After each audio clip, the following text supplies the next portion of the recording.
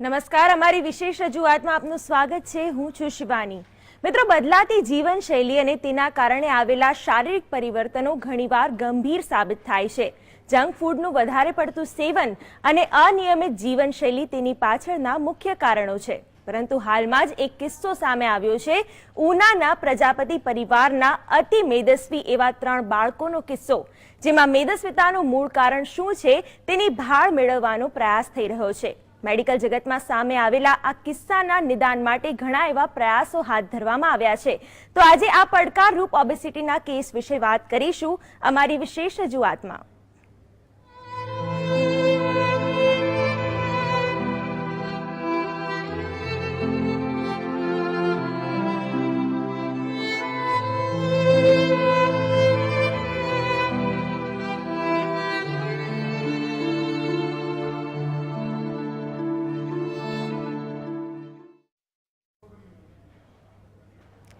મિત્રો, અતિ મેદસ્વીતાથી પીડાતા અને સિવિલમાં સારવાર માટે દાખલ કરાયેલા ઉનાના પ્રજાપતિ પરિવારના 3 ભાઈ બહેનોને કયા કારણોસર વજન વધ્યું છે તેનું નિદાન થઈ શક્યું નથી। ત્યારે આનંદની વાત એ છે કે સિવિલ હોસ્પિટલ તંત્ર દ્વારા આ બાળકોના રોગના નિદાન અને સારવાર માટે યુકેના કેમ્બ્રિજના ઓબેસિટી નિષ્ણાંતોની મદદ લેવાઈ છે।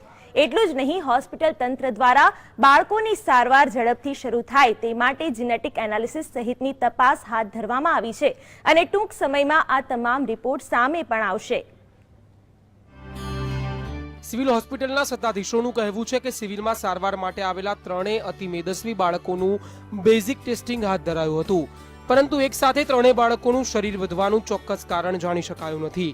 પરંતુ આ બાળકોના રંગસૂત્રોમાં કોઈ ખામી સર્જાઈ છે કે નહીં તે જાણવા માટે જીનેટિક એનાલિસિસ પણ હાથ ધરાયું છે તથા બાળકોની સારવાર કરતા સિવિલના પીડિયાટ્રિશિયન ડોક્ટરોની ટીમે આ બાળકોની સારવાર માટે યુકેના કેમ્બ્રિજમાં ઓબેસિટી નિષ્ણાંતોની ઓનલાઈન મદદ લીધી છે। સાથોસાથ ગુજરાત સાયન્સ એન્ડ ટેકનોલોજીના સાયન્ટિસ્ટની મદદથી બાળકોના રંગસૂત્રોની તપાસ માટે જીનેટિકલ એનાલિસિસ હાથ ધર્યું છે, જેના માટે બાળકોના બ્લડ સેમ્પલ લઈ ગયા છે, જેના આધારે રંગસૂત્રોમાં ખામી છે કે નહીં તેનું નિદાન થયા બાદ સારવાર શરૂ થશે। પ્રદેશમાંથી ઉના તાલુકાના જે બાળકો 3 લાવ્યા છે એમને અમે 6 દિવસથી દાખલ કર્યા છે ને મોટાભાગના જે થાઇરોઇડ ને બાકીની બધી જે ગ્રંથિઓ છે એના ટેસ્ટ કરેલા છે, છતાં પણ એમાં કંઈ કન્ક્લુઝિવ રિપોર્ટ આવ્યો નથી। અને જે Gujarat and science technology Gujarat સરકારનું છે એના જે કન્સલ્ટન્ટ છે એ પણ એમને જોઈ ગયેલા અને એ પણ લોહીના સેમ્પલ લઈ ગયા છે, એમણે ટેસ્ટમાં મૂક્યા છે, પણ આના રિપોર્ટ આવતા લગભગ 5 દિવસ લાગશે।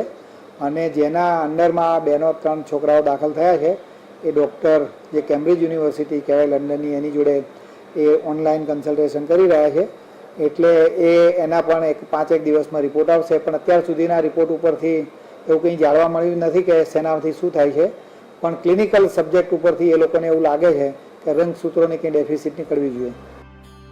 હાલ સિવિલ હોસ્પિટલમાં પ્રાથમિક સારવાર લઈ રહેલા મેદસ્વી બાળકોની કેલરીમાં ઘટાડો કરવા માટે ખાસ ડાયટ મેનેજમેન્ટ પ્લાન બનાવાયો છે, જેમાં દરરોજ વધુ પ્રમાણમાં વેજીટેબલ, મગનું પાણી, દૂધ, બ્રેડ, દૂધીનો જ્યુસ, ટામેટાનું જ્યુસ, લીંબુ પાણી, ઈંડાનો સફેદ ભાગ, ખીચડી અને શાક તેમજ રોટલી અપાય છે।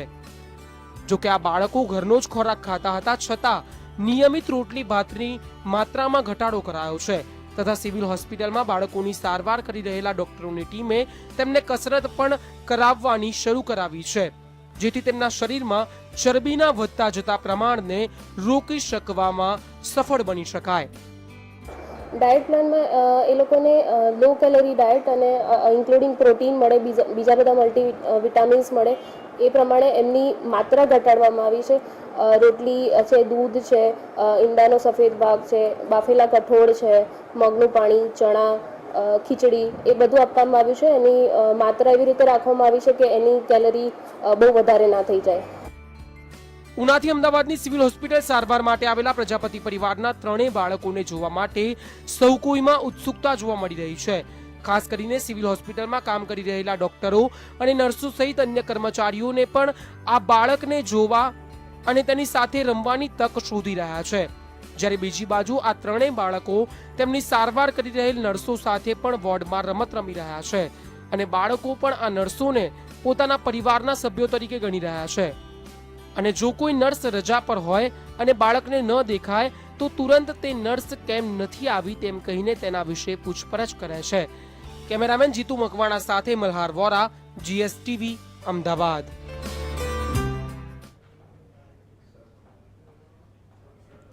તો આ જ વિષય અંગે જાગૃતિ અને દર્શકોને વધારે માહિતગાર કરવા GSTV સાથે જોડાયા છે સિવિલ હોસ્પિટલના સુપ્રિન્ટેન્ડન્ટ ડોક્ટર MM પ્રભાકર.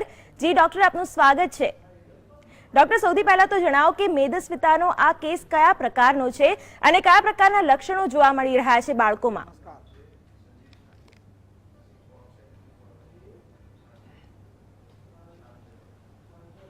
શિવાનીબેન, આપણે જે કહ્યું કે ગીરના જંગલોમાંથી અને ઉના તાલુકાના 3 બાળકો પ્રજાપતિના નાની જ ઉંમરના છે અને લગભગ 1.5 વર્ષથી 5 વર્ષના છે ને. આપણે જે ઉંમરના પ્રમાણમાં જે વજન હોવું જોઈએ એના કરતાં આ બાળકોમાં થોડુંક વિશેષ વધારે વજન છે. એને અમારી ભાષામાં ઓબેસિટી કહે. અને ઓબેસિટી એ ગુજરાતમાં મોટી ઉંમરના ઘણા બધા માણસોમાં આપણને જોવા મળે છે. એમાં ખાસ કરીને ગુજરાતનો જે ફૂડ છે એ ખૂબ જ ઓઇલ અને રીચ હોય અને એને ખાવાથી મોટી ઉંમરમાં આપણને આ જોવા મળતું હોય છે. નાના બાળકોમાં યુઝ્યુઅલી ગુજરાતમાં અને ભારતમાં આવ્યા પ્રકારના જે ઓબેસિટીના કેસો છે આપણને ખાસ જોવા મળતા નથી. છતાં પણ આ જે ઉના તાલુકાના પ્રજાપતિના 3 બાળકોમાં ઉંમરના પ્રમાણમાં ખૂબ જ વધારે પડતું વજન છે. અને આમ ક્લિનિકલી તો જે ઉંમર હોય કુદરતી નેચર પ્રમાણે જ બધાનું વજન હોવું જોઈએ.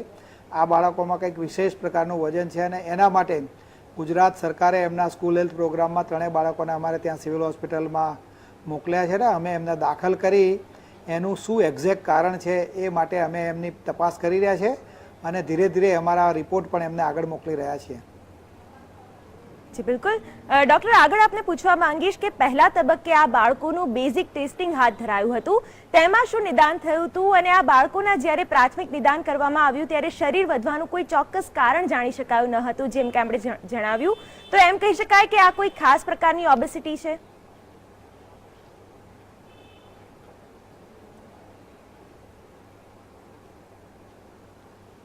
આમ તો રૂટીનમાં આપણે જોઈએ તો આપણી આજુબાજુના જે બાળકો રમતા હોય છે એમાં કોઈને આવી જાતનો કે ઓબેસિટીનો જોવા નથી મળતો. પણ આ જે બાળકો છે ખાસ કરીને એમને ખાસ મેદસ્વીતા છે. અમે બધી જ જાતના પ્રાઇમરી ટેસ્ટ કરેલા છે અને પ્રાઇમરી ટેસ્ટમાં જે એન્ડોક્રાઇન સિસ્ટમ કહેવાય, અમારા જે એન્ડોક્રાઇનના નિષ્ણાત છે એને પણ અમે બતાવેલું છે. અને એમાં જે થાઇરોઇડ ગ્રંથિ છે, પિચ્યુટરી ગ્લેન્ડ છે, બીજા બધાના જે ગ્રોથ હોર્મોન છે, વજન વધવાના જે છે, અમારે ત્યાં જે ટેસ્ટ થાય છે બધા જ ટેસ્ટ કર્યા. એમાં એમને કંઈ એબનોર્મલ અમને જોવા નથી મળ્યું. અમે ENTના ડૉક્ટરને બતાવ્યું છે, આંખના ડૉક્ટરને બતાવ્યું છે અને એન્ડોક્રાઇનને પણ બતાવ્યું છે. પણ જે સ્પેશિયલ પ્રકારનું કંઈ કારણ હજી સુધી અમને જવાનું મળ્યું નથી. પણ ગુજરાત સરકારનું એક સાયન્સ એન્ડ ટેકનોલોજી ડિપાર્ટમેન્ટ છે કે જે આવા જે જુદી જાતના કહેવાય એવા કેસનું એ લોકો એનાલિસિસ કરી ગયા છે. એના પણ સેમ્પલ લઈ ગયા છે અને એનો ટેસ્ટ આવતા લગભગ 5 દિવસ લાગશે. એ લોકો આપણા જે જનીન હોય એને આપણે રંગસૂત્રો કહીએ છીએ, એના જીન્સમાં પણ તપાસ કરી અને એમાં ચોક્કસ આપણે ઊંડાણ ઉતરીને એનું કારણ જાણવાનો પ્રયત્ન કરીશું. છતાં હજી જે ટેસ્ટ લઈ ગયા છે એ અમને રિપોર્ટ જાણવા મળેલો નથી. એ ઉપરાંત અમારી જે કેમ્બ્રિજ યુનિવર્સિટી છે આપણે યુકેમાં, ત્યાં જે લંડનની યુનિવર્સિટી છે એની જોડે પણ અમારા ડૉક્ટરો ઓનલાઈન કોરસ્પોન્ડન્સ કરે છે અને એના જે ઓબેસિટીના નિષ્ણાત છે, ખાસ કરીને આપણે તામિલનાડુનું મદુરાઈ ગામ છે એ ત્યાં જઈને ભાઈ પ્રેક્ટિસ કરે છે. એની અંદર પણ અમે આનો જાણવાનો પ્રયત્ન કર્યો છે. પણ એણે પણ અમને એવું કહ્યું છે કે એનું જે સિસ્ટમ છે એની જોડે આ બધાનો સ્ટડી કર્યા પછી 5 દિવસમાં આપણને એ જણાવશે. એટલે અમારા પૂરેપૂરા પ્રયત્નો છે કે અમે આ બાળકોને કંઈક ચોક્કસ કારણ અમે શોધી કાઢીશું અને એની સારવાર આપણે કરીશું.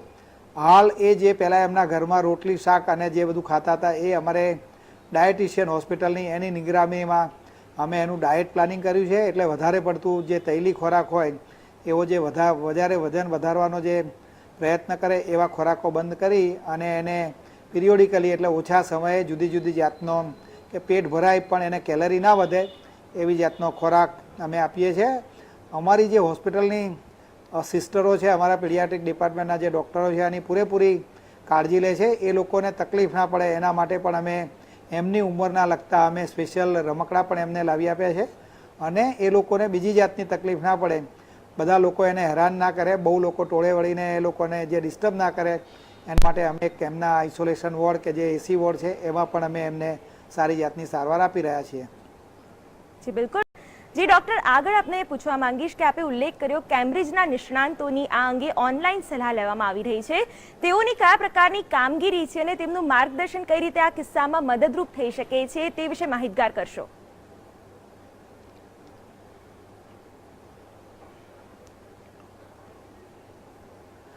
આ કેમ્બ્રિજના જે ડૉક્ટરો છે એ યુકેમાં સ્પેશિયલ ડૉક્ટરો છે અને જે ઓબેસિટી અથવા મેદસ્વીતા કહેવાય એના જ નિષ્ણાત છે. અને આ મેદસ્વીતાના જે શું કારણો હોય, શેના લીધે મેદસ્વીતા થાય અને મેદસ્વીતા ના થાય એના પ્રોફાઇલેક્ટિક અને થયા પછીના શું ઉપાયો છે એ લોકો એના માટેના કેમ્બ્રિજના ડૉક્ટરો નિષ્ણાત છે. એની અમે ઓનલાઈન સારવાર અથવા સલાહ લઈ અને આ બાળકોને આપણે કેવી રીતે ઉપયોગી થઈએ એ પ્રમાણેનું ચોક્કસપણે નિદાન કરી અને અમે એમની સલાહ પ્રમાણેની સારવાર કરીશું. જી બિલકુલ. ડૉક્ટર, આગળ આપે ઉલ્લેખ કર્યો કે ગુજરાત સાયન્સ એન્ડ ટેકનોલોજી દ્વારા તેઓના રંગસૂત્રોની તપાસ શરૂ કરવામાં આવી છે. કયા પ્રકારની તપાસ છે તે વિશે જણાવશો? કોઈ ખાસ એમાં નિદાન કરવામાં આવે છે?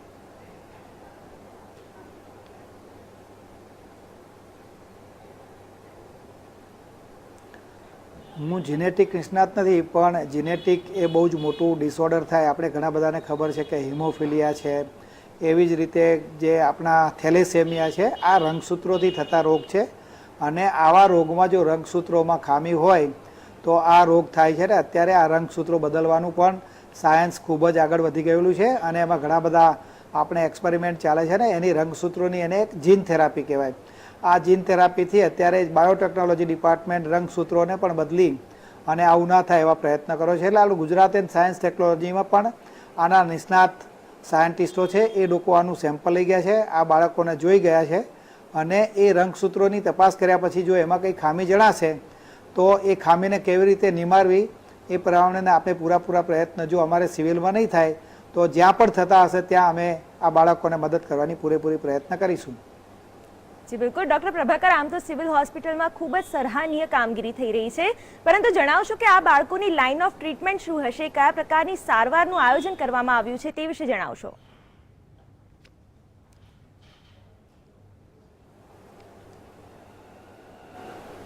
શિવાનીબેન, મેં આગળ પણ આપણને જણાવ્યું કે હજી સુધી અમે ઘણા બધા ટેસ્ટ કર્યા છે. એમાં એન્ડોક્રાઇનના ટેસ્ટ કર્યા છે, એન્ડોક્રાઇનને બતાવેલું છે. બીજા જે લોહીના રિપોર્ટ છે એ પણ અમે અત્યારે આવ્યા છે. એમાં અમને કંઈ ખાસ વિશેષ પ્રકારની એબનોર્માલિટી જોવા નથી મળી. એટલે અત્યારે એને જે રોગ નિદાન થવું જોઈએ એ હજી થયું નથી. પણ એનું ડાયટ પ્લાન અમારા ડાયટિશિયનની મદદથી અમે એનું કરી અને ડાયટ પ્લાન પ્રમાણે એનું વજન ઘટે એ પ્રમાણે કરીશું. અને આ જે સાયન્સ એન્ડ ટેકનોલોજી ડિપાર્ટમેન્ટ અમારા લોહીના નમૂના લઈ ગયા છે ને એમાં જે આપણને ચોક્કસ જે રોગ ખબર પડશે તો એ પ્રમાણે કરીશું. બાળકો ખૂબ જ નાના છે પણ મોટી ઉંમરના હોય તો એક બેરિયાટ્રિક સર્જરી થવા આપણને બધાને પણ ખબર છે કે હોજરી નાની કરી કાપી તો એમાં ફૂડ અંદર બહુ ના થાય અને વજન થાય, કેલરી ઓછી થઈ જાય તો ઓટોમેટિક ધીરે ધીરે વજન ઘટે છે. એવા પણ પ્રયત્ન કરીશું. પણ બાળકોમાં આ સર્જરી થઈ શકે કે નહીં એ મને હાલ ચોક્કસ ખાતરી નથી. પણ આ બધા જ રિપોર્ટ આવ્યા પછી પણ જો કંઈ ના થઈ શકે તો આપણા ગુજરાતમાં પણ આના ઘણા બધા નિષ્ણાતો છે, એની પણ અમે સલાહ લઈ અને બાળકોને મદદ કરવાના પૂરા પ્રયત્નો અમે કરીશું. જી બિલકુલ. ડૉક્ટર, આગળ જણાવશો કે મેદસ્વીતાના કારણે આયુષ્યને લગતો પ્રશ્ન પણ ઊભો થતો હોય છે, તો આ કિસ્સામાં આયુષ્યને લગતો પ્રશ્ન ઊભો થાય એવો છે?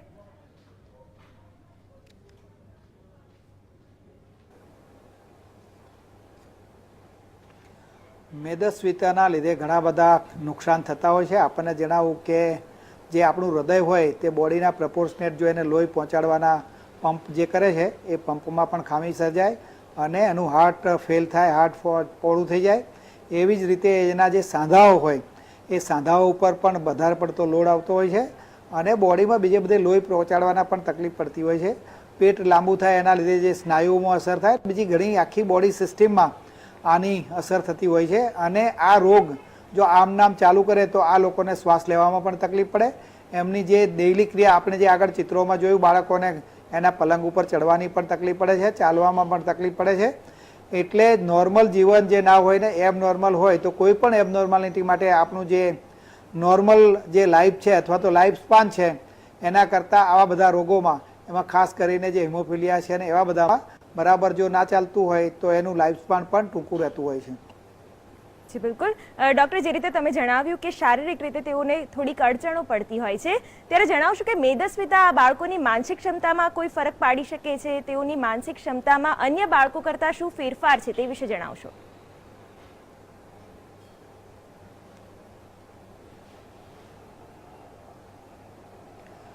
મેદસ્વીતામાં આમ જોવા જઈએ તો માનસિક ક્ષમતામાં કોઈ તરક પડતો નથી. અહીંયા અને વર્લ્ડમાં પણ આપણે ચાઇનીઝમાં પેલા સુમો પહેલવાન ને બીજે બધે અમેરિકામાં પણ જંક ફૂડ ખાવાથી ત્યાંના બાળકોમાં પણ આવી એક મેદસ્વીતાનો બહુ મોટો પ્રોબ્લેમ છે.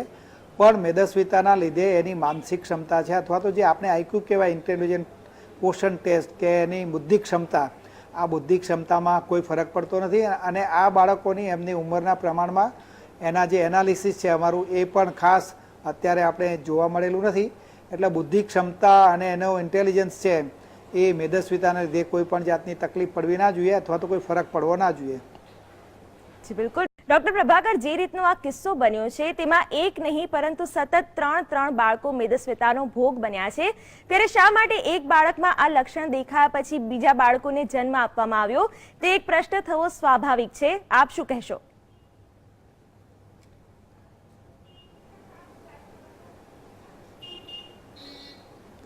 શિવાનીબેન, આપનો પ્રશ્ન બિલકુલ વ્યાજબી છે. એમના પેરેન્ટ્સને અથવા તો માતા પિતાને આ ખબર હતી, પણ આપણા જે હિન્દુ ફેમિલીમાં એવું હોય કે એટલીસ્ટ બાળકો જોઈએ, અને જ્યારે બાળક નાનું હશે ત્યારે બીજા બાળકોના પ્રપોર્શનેટ વજન આટલું બધું નહીં વધ્યું હોય, એટલે બીજા બાળકોને જો ઓવરઓલ જોઈએ તો ધીરે ધીરે એમને ખબર પડે ને. એને તો એવું જ હશે કે આ બાળકો અત્યારે હેલ્ધી ખૂબ જ છે, એ પ્રમાણે એમનો પ્રયત્ન ચાલતા હશે. પાછળથી જ્યારે ત્રણેય બાળકો ડેવલપ થવા માંડ્યા અને મોટા થવા માંડ્યા ત્યારે ખબર પડી કે આનું વજન વધારે છે. એટલે બાળકો ના કરવા, પણ આનું જો કંઈક રોગ હોય તો શોધી કાઢી અને બાળકોનો જો ઈલાજ કરવો એ વધારે વ્યાજબી છે કે બાળકો ના કરવા એના કરતાં તો એનો ઈલાજ કરવો સહેલો છે.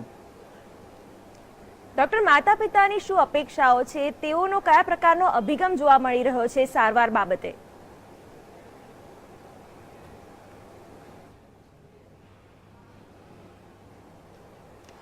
એમના માતા પિતા અત્યાર સુધી તો એમને એ ગીરના એરિયામાં રહેતા હતા ને એમને કોઈ આવી જાતની ખબર નહોતી, પણ ત્યાં કોઈક જઈ ચડ્યા અને એમને લાગ્યું કે આ બાળકો કંઈક એબનોર્મલ પ્રકારના છે, અને એમને તો એમના આ બાળકોને ખવડાવવાની જ મોટી ચિંતા હતી કે એમની જે ભૂખ હતી એ બીજા બધા રૂટીન આપણે નાના એના ઉંમરના પ્રમાણના બાળકો કરતાં કંઈ વિશેષ પ્રકારની હતી, અને દિવસે દિવસે એમની મેદસ્વીતા વધતી ગઈ. એમને તો એવું છે કે અમે એમને સ્કૂલ હેલ્થ પ્રોગ્રામમાં લીધા છે, એટલે હાલ પૂરતો જે પહેલાં એમને ખર્ચની ચિંતા હતી, પહેલાં પણ એમના કહેવા પ્રમાણે કોઈક જગ્યાએ દાખલ થયા અને એમને ખૂબ જ ખર્ચો થયેલો, એટલે અત્યારે અમે સિવિલમાં એમને સારી જગ્યાએ રાખી અને અમારા નિષ્ણાત ડૉક્ટરો એમની સારવાર કરી રહ્યા છીએ. અને અમે આના ચોક્કસ નિદાન પ્રમાણે જઈશું ને નિદાન કરીને એનો રોગનો ઉપાય પણ એમને જણાવશું. એટલે માતા પિતાની નેચરલી બધાને એવી જ એક અપેક્ષા હોય કે એમના બાળકો પણ બીજા સોસાયટીના અથવા સમાજના જે બાળકો છે એ પ્રમાણે રૂટીનમાં નોર્મલ લાઈફ જીવે, કોઈ પણ જાતનું રોગ ના હોય, હેલ્ધી લાઈફ જીવે, અને બાળકો સારી રીતે મોટા થઈ અને ફેમિલીમાં અથવા સોસાયટીમાં સારી રીતે સેટલ થાય, એવી જ બધા માતા પિતાની અપેક્ષા હોય છે. જી બિલકુલ ડૉક્ટર, બેશક કહી શકાય કે આ એક જાગૃતિનો વિષય બની ગયો છે, ત્યારે એક સાધારણ પ્રશ્ન આપને પૂછવા માંગીશ કે ઓબેસિટીના લક્ષણો શું હોય છે, અને બાળકમાં ઓબેસિટીના લક્ષણો દેખાય તો તે પ્રાથમિક સ્ટેજમાં અટકાવી શકાય કે નહીં તે વિશે જણાવશો.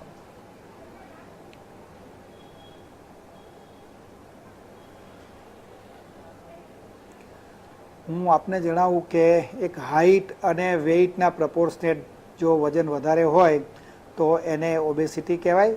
જે ગ્રોઈંગ બાળકો છે એના ઉંમરના પ્રમાણમાં અને એની હાઇટના પ્રમાણમાં વધારે વજન જોવા મળે તો એને ઓબેસિટી કહેવાય.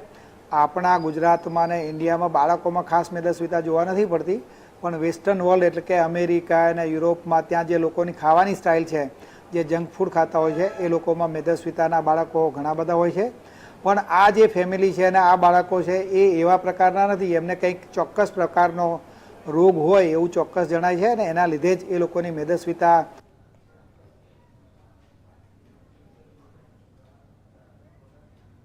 ન્યુટ્રિશનની મદદ લેવી જોઈએ, કેવી જાતનો ખોરાક ખાવો જોઈએ, જે બહુ જ રીચ હોય, તૈલી ચરબીવાળો હોય એવો ખોરાક ના ખાઈએ, અને આપણી જેટલી રિક્વાયરમેન્ટ હોય એટલો જ ખોરાક ખાઈએ. ખોરાકના જે લેવાનો સમય છે, ખોરાકમાં ખાસ કરીને જે શાકભાજી છે ને બીજું બધું છે, પ્રોટીન્સને વધારે લઈએ તો મેદસ્વીતા ચોક્કસપણે ઘટાડી શકાય, અથવા તો મેદસ્વીતા વધી ગઈ હોય તો એને આપણે ચોક્કસપણે કંટ્રોલ કરી શકતા હોઈએ છીએ. જી બિલકુલ. ડૉક્ટર, જણાવશો કે માતા પિતામાં કયા પ્રકારની જાગૃતિ અનિવાર્ય છે કે બાળક મેદસ્વીતાના જે શિકાર બને છે તેના માટે માતા પિતાએ કયા પગલાં ભરવા જોઈએ તે વિશે પણ જણાવશો.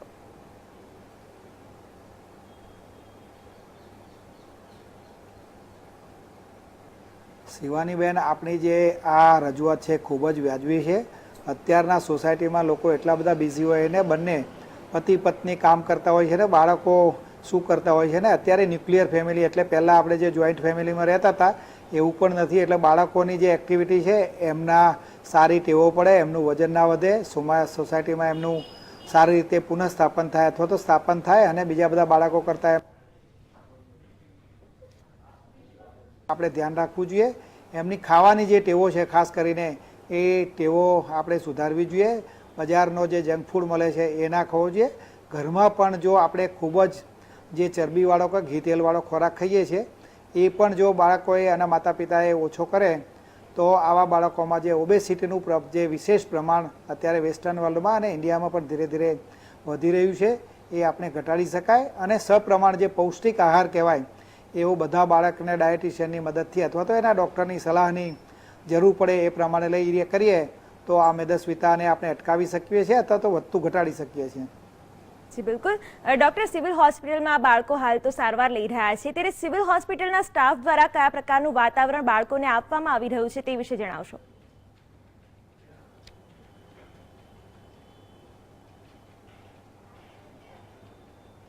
આપણે આગળના જે પિક્ચર છે, વિઝ્યુઅલ્સ જોયા, એમાં અમારા સિસ્ટરો, અમારા જે ડૉક્ટરો છે અને અમારો બધો જ સ્ટાફ એ ખૂબ જ કોઓપરેટિવ છે. એમને તો એક જાતના આ મહેમાન આવ્યા હોય એવું લાગે છે. અને અમારી સિસ્ટરો અને જે બાળકોના વિભાગના જે ડૉક્ટરો છે એ ખાસ કરીને એમને વિશેષ પ્રેમ કરે છે. બીજા બધા બાળકોને કરીએ એના કરતાં એમની હાજરી ત્યાં વિશેષ જોવા મળે છે. એમને કંઈક રીતે મદદ આપણે કરી શકીએ, એમને આ જે મેદસ્વીતાની રોગ છે એમાંથી ઘટાડો થાય, એમની જે સહન શક્તિ છે એ પણ ઓછી થાય, અને જે અત્યારે ચાલવામાં અને એમની મોબિલિટીમાં આ લોકોને તકલીફ પડે છે એ ના થાય, એના માટેનો અમારો સ્ટાફ છે વિશેષ કરીને આ લોકોની વિશેષ કાળજી લઈ રહ્યા છીએ. એનું અમે તમે જોયું એક વિઝ્યુઅલ્સમાં અમે એને રમકડા રમતા પણ જોયેલા છે. એટલે આ બાળકોની ઉંમરના પ્રમાણમાં એમને કઈ કઈ જાતના રમકડા જોઈએ એ અમે માર્કેટમાંથી ખરીદી લાવ્યા છે અને આ બાળકોને અમે આપીએ છીએ. એટલે એસી રૂમમાં અમારો સ્ટાફ એમની ખૂબ જ કાળજી લે છે, એમને કોઈ પણ જાતની તકલીફ ના પડે. અને આ તો ખાસ કરીને ગીરના એરિયાના છે, એમને અમદાવાદ તો જોયું જ નહીં, આવડી મોટી હોસ્પિટલ પણ ના જોઈ હોય. એ એમને કંઈક લાગે કે અમારી વિશેષ કાળજી લેવામાં આવે છે, અમને અમારા રોગમાંથી મુક્તિ મળશે.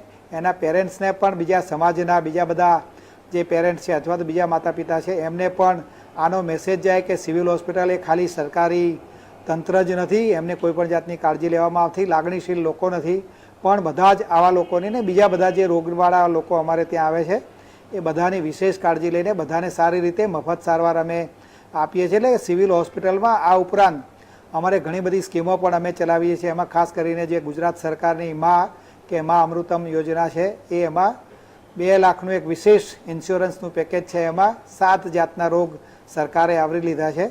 આ રોગમાં ખાસ કરીને એમાં જે કાર્ડિયોલોજીના ગંભીર પ્રકારના રોગો છે, કેન્સરના રોગો છે અને કિડનીના રોગો છે, એ ઉપરાંત મગજના રોગો છે, બાળકોના બાળ થાય જે બળી જવાના કેસો છે અને એક્સિડન્ટના જે કેસો આવે એમાં ગુજરાત સરકાર બિલો પોવર્ટી લાઇનમાં 2 લાખનું પેકેજ આપે છે. એમાં ખાલી સરકારી હોસ્પિટલો જ આવરી નથી લેતી, પણ સારી સારી હોસ્પિટલો જે કોર્પોરેટ કે સ્ટાલ, સર્લિંગ એવી 62 બીજી પ્રાઇવેટ હોસ્પિટલો પણ આખા ગુજરાતમાં સરકારે લીધી છે. એ ઉપરાંત ઘણી બધી બીજી સ્કીમો છે કે જે એમાં ગરીબ માણસોને બિલો પોવર્ટી લાઇનમાં પણ આ ગુજરાત સરકાર આવા લોકોને મદદ કરે છે. જી બિલકુલ. ડૉક્ટર પ્રભાકર, આપ અમારી સાથે જોડાયા, અમારા દર્શક મિત્રોને વિશેષ માહિતી અને માર્ગદર્શન આપ્યું તે બદલ આપનો ખૂબ ખૂબ આભાર. તો આ સાથે જ અમારી વિશેષ રજૂઆતમાં હાલ બસ આટલું જ. આપ જોતા રહો GSTV. નમસ્કાર.